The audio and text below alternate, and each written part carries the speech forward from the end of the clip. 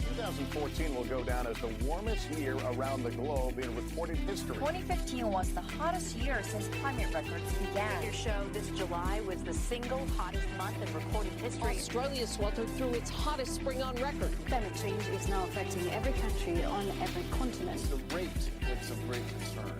And what do you put that rate down to? Oh, it's human activity. We have everything we need. Hello and welcome to this special climactic bonus episode.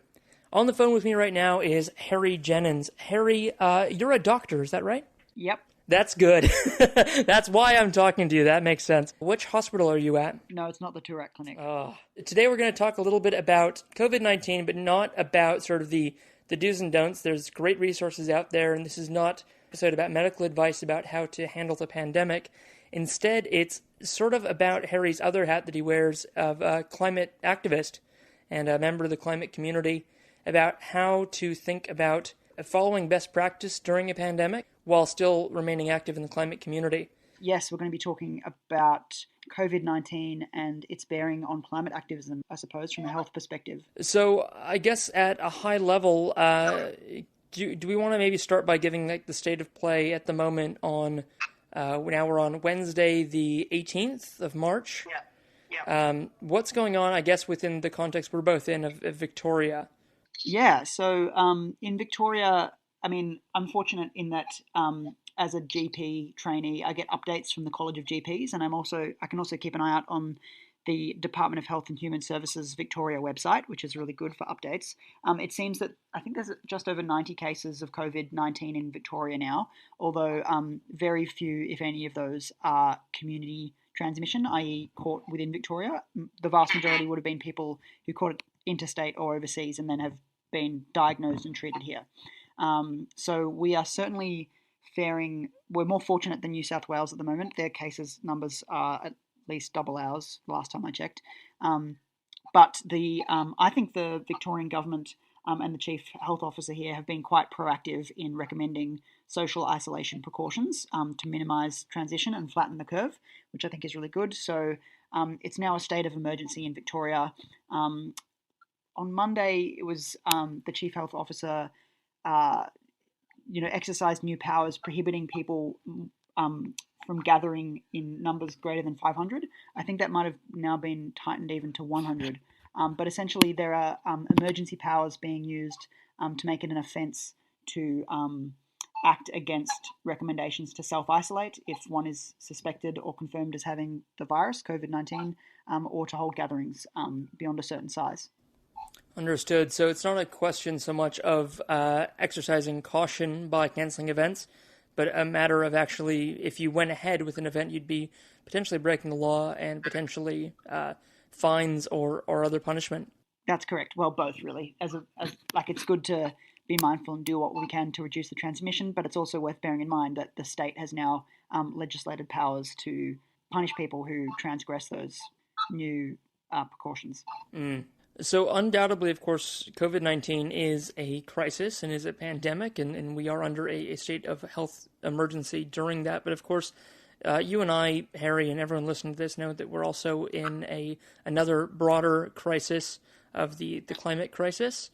So how has your thinking in the last sort of 2 weeks and then 1 week and then today, how is your thinking about how we maintain pressure in terms of the climate crisis and demanding action from the Victorian government kind of evolved along with COVID? Yeah, that's a good question. And it's also interesting that the Victorian government, they probably didn't plan this at all because COVID-19 has come pretty rapidly throughout the world. But they did announce yesterday that they were lifting the moratorium on exploration of onshore gas in Victoria, which is a real disappointment because it means that gas companies can now start exploring again for fossil fuels that will probably tip us way beyond the carbon budget that we need to stay within 1.5 degrees of warming. So even while we're seeing very concerning effects of COVID-19 worldwide, the climate crisis is continuing and policy regarding climate crisis is still being enacted. So I think it's important for anyone who cares about this topic to still do what they can to address the climate crisis. But the way that we do that has to be probably drastically altered by the appropriate restrictions that we're under at the moment as a result of COVID-19. So I think the most evident example is that recently the school climate strikes, which were intended for May this year, have been cancelled. I think the organisers are working to provide an alternative means of demonstrating, because we can't at the moment use mass gatherings to show our political concerns. We have to find other ways to do that.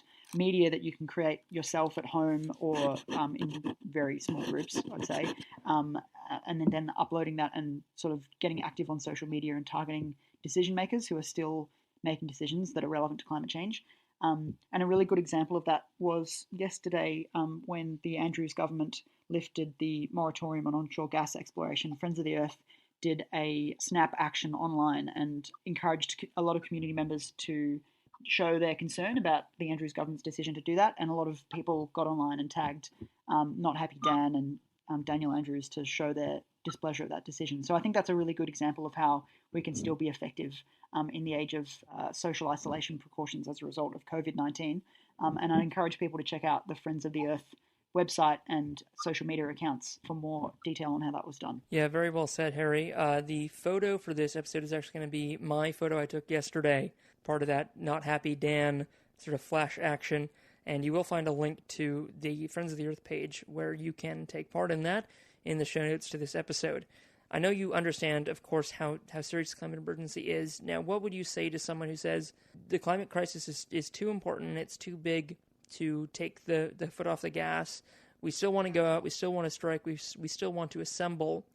What would you kind of say in response to that? Yeah, well, that's a good question. I haven't heard anyone really protesting that they should still continue with mass gatherings or any other kind of really large public demonstration, because I think the people I know in the climate movement tend to have a healthy respect for science, and then they often are taking action to prevent the spread of COVID-19 even before the government has enacted precautions. So I don't hear a lot of that, but I think if anyone felt that way, then I would encourage them not to proceed because it could risk transmission of the virus and people's health, but also because I think in the current environment where all the media is quite reasonably focused on COVID-19 and people are very concerned about the effect that can have on themselves and their families, I think action that flies in the face of those kinds of recommendations is probably not going to receive much public favour. So I think right now, I mean, I'm speaking in Victoria where the cases are increasing rapidly, but we're still at the start of our experience of the pandemic. I think from a point of view of trying to continue raising public consciousness about the climate crisis, we probably have to kind of respect the COVID-19 dominance of the media at the moment. Like, just do what we can to support the entire community in their response to COVID-19, which includes using social isolation precautions ourselves, so that then we can eventually see the incidence of COVID-19 notifications flatten and decrease over time. I don't know how long that will take.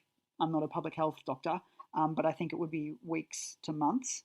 And during that time, I think it's useful for us to do what we can to support people who are grappling with this crisis. And then once there is room, then we can start talking again about the broader crisis that we all have to address together. One of the important principles, I think, in community organising and campaigning is that if you help someone with their issue, they are then probably going to be more interested in helping you with your issue. So at a time when people are really concerned about something completely different, in this case COVID-19, I think it's appropriate for us to, do what we can to help address that concern and keep people safe. There will be time later to try and focus everyone's attention once more on the climate crisis, but I don't think it is that time right now. Very well said, Harry. Really good advice on what we can do productively with this time. And yeah, very wise points about how this is a time of community solidarity, and it would be kind of foolish to fight a completely justifiable public interest in the virus kind of to the exclusion of most else. So thank you so much for jumping on this call with me at such short notice, for giving us an update here on kind of how to think about respecting the social isolation and kind of the pandemic responses. both within Victoria and more broadly within Australia. Thank you very much for that, Harry. No worries, Mark. Good to chat.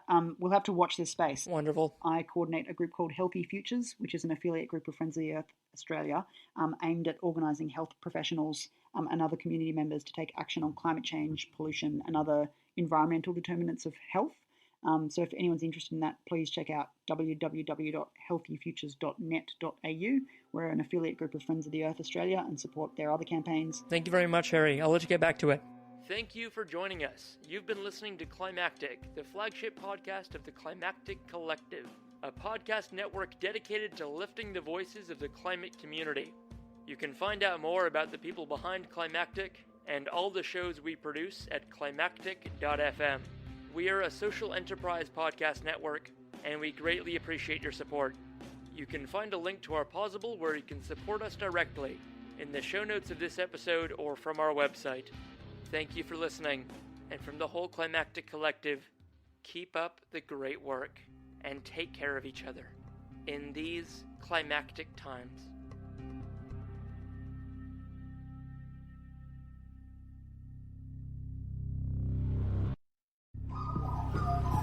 The Climactic Collective.